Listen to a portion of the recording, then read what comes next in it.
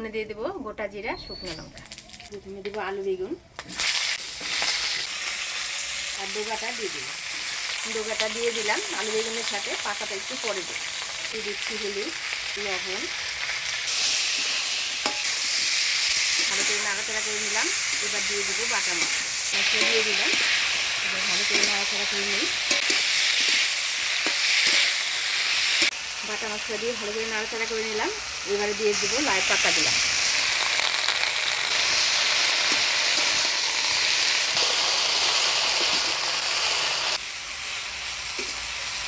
লাউয়ের পাতাগুলো দিয়ে ভালো করে নাড়াচাড়া করে নিলাম। এবার ঢাকা দিয়ে দিব।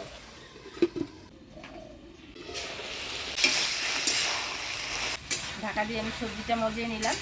এবারে ঝোল দিয়ে দিব।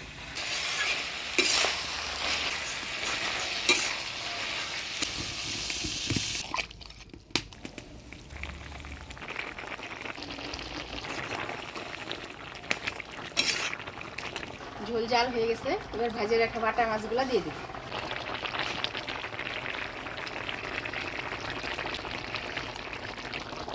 মাছগুলো দিয়ে দিলাম।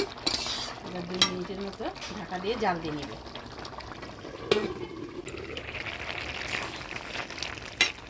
এবার একটু ধনিয়া পাতা দিয়ে নামিয়ে দিব।